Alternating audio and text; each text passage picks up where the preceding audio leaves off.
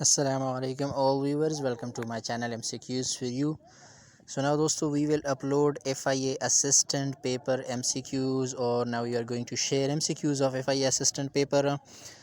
कल ही के दिन FIA assistant के लिए ये टेस्ट मुनक्किद हुआ था 30/12/2021 को। उसके जो MCQs हमें मसूल हुए हैं वो आपके साथ शेयर करते हैं। शुरू करते हैं क्वेश्चन नंबर 1 से। और क्वेश्चन नंबर 1 में जो पूछ रहे हैं, क्वेश्चन नंबर 1 को अगर आप देखें, हाउ मेनी क्लाइमेट रीजन इन पाकिस्तान में क्लाइमेट रीजन्स कितने हैं। तो पाकिस्तान में क्लाइमेट रीजन जो है वो मुख्तलिफ़ बेसिस पे हैं। अगर आप टेम्परेचर के बेस पे बात करें तो 5 हो सकते हैं, हॉट, वार्म, इस तरह कोल्ड, कूल, मिल्ड, फिर 5 रीजन हो सकते हैं। और अगर सीज़न के हिसाब से आप बात करें तो सीज़न के हिसाब से 4 भी हो सकते हैं। बाज़ किताबों में उन्होंने 3 भी लिखे हैं। सो अभी ये क्वेश्चन कंफर्म नहीं है कि एग्जैक्टली क्या है, लेकिन 4 रीजन आई थिंक ज़्यादा पाकिस्तान क्लाइमेट के बेस पे 4 रीजन इसमें पाए जाते हैं, 4 क्लाइमेट्स इसमें होते हैं। So 4 I think it can be a correct answer. इस तरह क्वेश्चन नंबर 2 अगर आप देख लें, prayer offered at the time of solar eclipse, सूरज ग्रहण के वक्त जो नमाज अदा की जाती है उसको हम नमाज कसूफ़ कहते हैं। एक क्वेश्चन ये था उसमें, नमाज कसूफ़ is a correct option. Question number 3 को देख ले, the word nebulous synonym is, एक वर्ड उन्होंने दिया था नेबुलस, इसका सिनोनिम वो पूछ रहे हैं। नेबुलस का सिनोनिम जो है वो अनक्लियर इसका सिनोनिम है। एम्बिगुअस, जो चीज़ वेल डिफाइन ना हो, अनक्लियर हो, एम्बिगुअस हो, गड़बड़ हो उसमें। So these are the synonym. अभी ऑप्शन में उन्होंने जो भी दिया था, जिन स्टूडेंट्स ने अटैम्प्ट किया उनको पता होगा। So these are the synonym of nebulous. इस तरह क्वेश्चन नंबर 4 में इन्होंने कहा था कि control A is used for, control A जो है वो यूज़ होता है for the selection of whole text. PowerPoint में या MS वर्ड में जितना टेक्स्ट आपने टाइप किया होता है उस सब को सेलेक्ट करने के लिए हम control A as a shortcut key use करते हैं। So to select all, this is a correct option. Question 5 को देखें, उन्होंने सिंपल रेशो मांगी थी, simple ratio of 30 boys and 16 girl, 30 लड़के 16 लड़कियां उन्होंने दी थी। इसका सिंपलेस्ट रेशो अगर आप फाइंड करना चाहिए, आसान सा सवाल था, 2 पे डिवाइड कर ले, इसका आंसर 15:8 आएगा। ये मज़ीद सिंप्लीफाई नहीं होता। So 15:8 is the answer of that. Question number 6 को देख ले, Lord Wavell's plan. Lord Wavell Lord Mountbatten से पहले थे। लॉर्ड माउंटबेटन आखिरी वायसराय थे और लॉर्ड वेवल उससे पहले थे। सो ये जो तकसीम का तरीक़ाकार था, जो प्लान था, वो लॉर्ड वेवल ने वाज़े किया था। और इस प्लान के मुताबिक, तकसीमी प्लान के मुताबिक, सबसे पहले लॉर्ड वेवल ने क्या काम करना था, उन्होंने एग्जीक्यूटिव काउंसिल बनाने थे। तकसीम हिंद से पहले सबसे पहला काम इलेक्शन भी कराने थे और पहला जो इन्होंने काम करना था वो एग्जीक्यूटिव काउंसिल बनाने थे। उस यहाँ पे करेक्ट ऑप्शन एग्जीक्यूटिव काउंसिल था। According to Lord Wavell plan there should be exist about executive council. So this is a correct answer. इसी तरह क्वेश्चन नंबर 7 को अगर आप देखें, क्वेश्चन नंबर 7 में जो पूछ रहे, Instagram was lunch and, Instagram कब लंच हुआ, ये अक्टूबर 2010 में लंच हुआ है। This is a correct option. 8 को देख ले, फेसबुक ओन विच सोशल नेटवर्क, फेसबुक जो है अभी कौन सा सोशल नेटवर्क ओन कर रहा है, उसका मालिक हैं। तो व्हाट्सअप जो है ये फेसबुक के थ्रू काम करता है, या फेसबुक ने भी रिसेंटली व्हाट्सअप को ख़रीदा है, ये उसके अंडर काम करता है, इसको ओन करता है WhatsApp is the correct answer. Question 9 को देख ले, प्रोफेशनल यूजर्स, जितने भी प्रोफेशनल लोग होते हैं वो किस ऐप को यूज़ करते हैं, तो वो लिंक्डइन को यूज़ करते हैं। प्रोफेशनल लोग जितने भी हैं प्रोफेशनलिज्म के लिए लिंक्डइन का इस्तेमाल करते हैं। This is a correct option.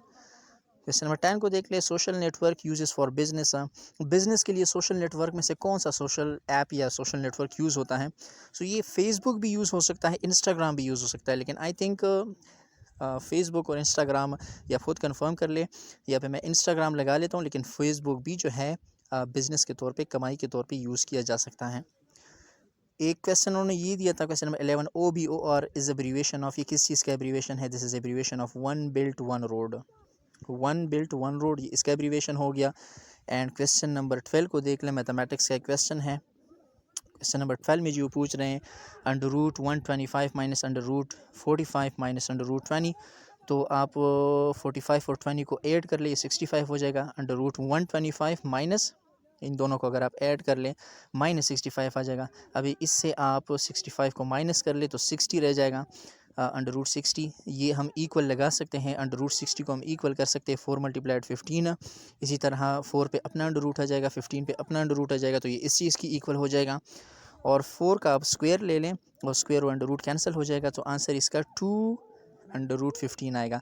So this is the answer of this question number 13। एक और क्वेश्चन आया था, there is a lottery in which 2/3 chances are winning. एक लॉटरी जो है वो डाली जा रही है जिसमें चांसेस है 2% चांसेस, 2% नहीं, 3 में से 2 हिस्सा जो है वो चांसेस है जीतने के।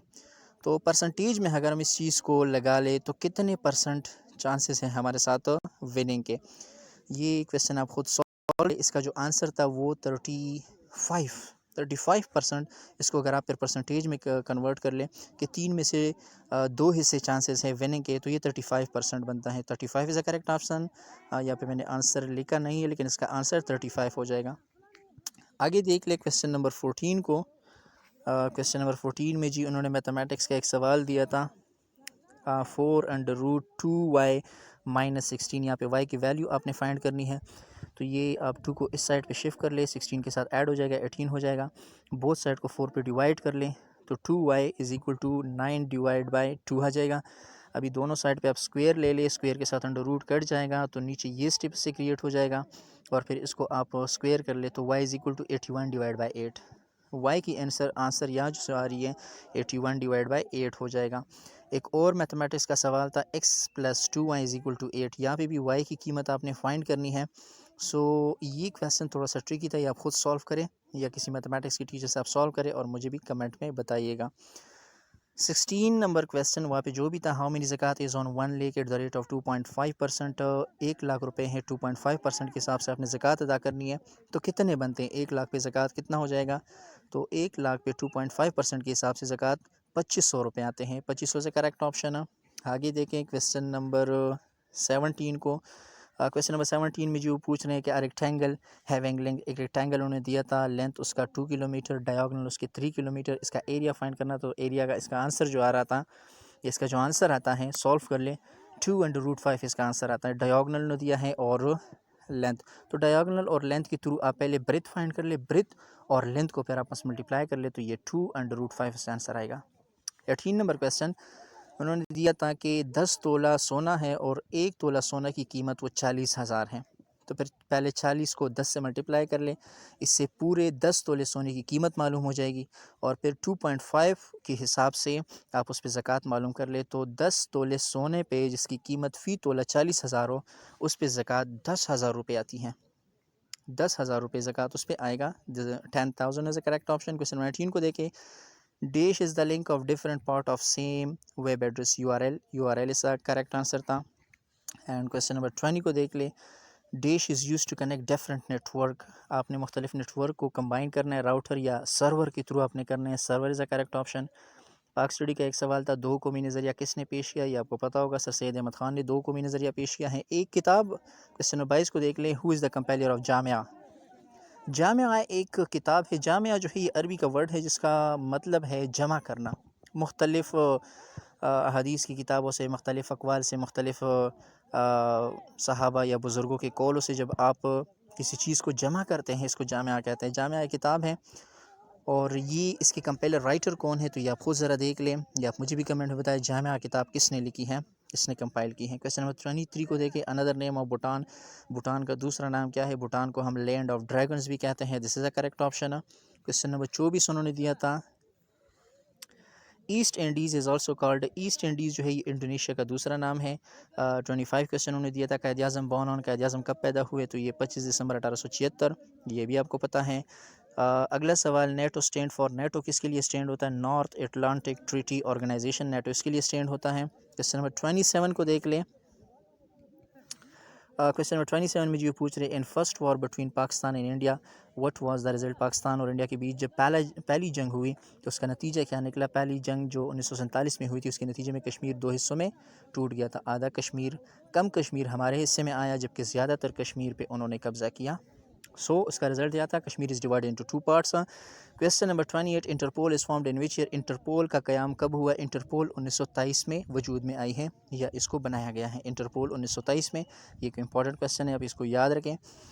अगला सवाल, जीपीओ स्टैंड फॉर, जीपीओ की क्या मायने हो सकती है? गवर्नमेंट पोस्ट ऑफिस, इसको हम गवर्नमेंट पोस्ट ऑफिस कहते हैं। This is correct option. Question number 31, Excel short key for search bar. Excel में अगर आपने सर्च बार के लिए शॉर्टकट की यूज़ करनी है तो कंट्रोल ई आप यूज़ कर सकते हैं। Control E is a shortcut for search bar in Excel. And question number 32, ये क्वेश्चन भी थोड़ा सा वाज़ेह नहीं है। सुलह हुदैबिया का फ़ासला, आई थिंक ये पूछ रहे हैं कि सुलह हुदैबिया जिस वक्त हो रहा था और मुसलमानों ने जहाँ पे पड़ाव डाला, तो सुलह हुदैबिया से कितने फ़ासले पर मुसलमानों ने पड़ाव डाला? आई थिंक ये 10 किलोमीटर का फ़ासला है, 10 किलोमीटर है।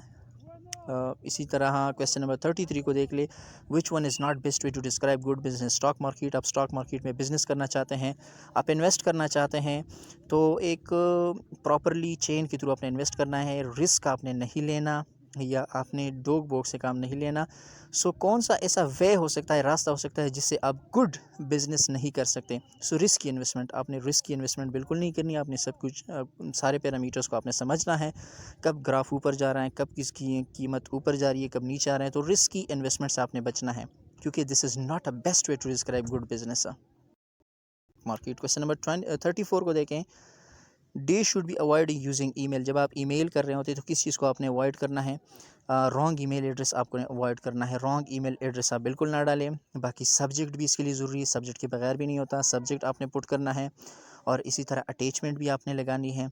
रॉन्ग ईमेल बस आपने नहीं लगाना। This is a correct option. इसका करेक्ट ऑप्शन ये था।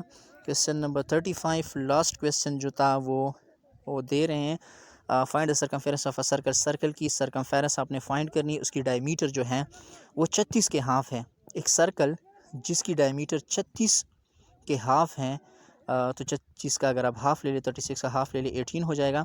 इन्होंने ये सवाल थोड़ा सा ट्रैक ही दिया है, आंसर यही 36 ही आ रहा है, क्योंकि जब वो दे रहे हैं डायमीटर वो 18 दे रहे हैं, तो डायमीटर को आप डबल कर लें तो वही उसका सरकमफेरेंस हो गया सर्कल का।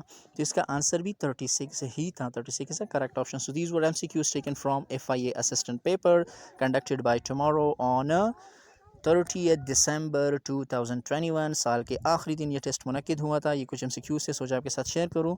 So hopefully this will be helpful for your next examinations, next papers. Thank you so much for watching. कोई भी चैनल पे नया हो तो चैनल को सब्सक्राइब करिए, वीडियो अच्छी लगी हो तो लाइक करिए। Thank you so much for watching.